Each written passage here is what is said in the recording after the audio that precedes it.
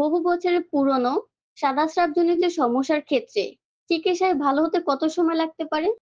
Homeopathic চিকিৎসায় এটা ভালো হয়ে যাবে 1 মাসের মধ্যেই, কিন্তু স্থায়ীভাবে নির্মূল করে ফেলতে আপনাকে 2 থেকে 3 মাস চিকিৎসার মধ্যে থাকতে হবে। কিন্তু মেয়েদের মধ্যে একটা কথা প্রচলিত আছে যে এই সাদা স্রাব কখনোই ভালো হয় না।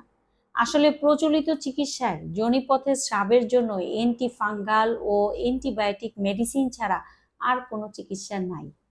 আর এসব মেডিসিন ব্যবহার করার ফলে যোনিপথের ক্ষতিকর ব্যাকটেরিয়ার সাথে প্রয়োজনীয় উপকারী ব্যাকটেরিয়াগুলো একেবারে মারা যায়, যার ফলে মেডিসিন বন্ধ করার সাথে সাথে উপকারী জীবাণুগুলোর অনুপস্থিতিতে ক্ষতিকর জীবাণুগুলো আরো প্রবলভাবে যোনিপথকে আক্রমণ করে ফেলে, যার ফলে রোগীদের বেশিরভাগই কমপ্লেইন করে মেডিসিন বন্ধ করলেই সাদা স্রাবের সমস্যা আরো বেড়ে যায়।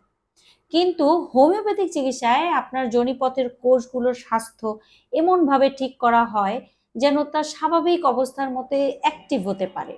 কারণ যোনিপথের স্বাভাবিক কোষগুলো নিজেই প্রয়োজনীয় স্রাব উৎপাদন করে এবং বাইরের সমস্ত ক্ষতিকর জীবাণুগুলোকে প্রতিরোধ করে। তাই মেয়েদের সাদাস্রাবজনিত সমস্যায় জীবাণু ধ্বংসকারী মেডিসিন ব্যবহার না করে যোনিপথের স্বাভাবিক স্বাস্থ্য ফিরিয়ে আনার চিকিৎসা করলে এটি খুব সহজেই নির্মূল হয়ে যায়। সাদাস্রাব সমস্যার স্থায়ী হোমিওপ্যাথিক চিকিৎসার জন্য 2 থেকে 3 মাস সময় প্রয়োজন হয়। অনেকে বলে থাকেন এতদিন লাগে কেন, এটা কি অনেক বেশি দিন হয়ে যায় না?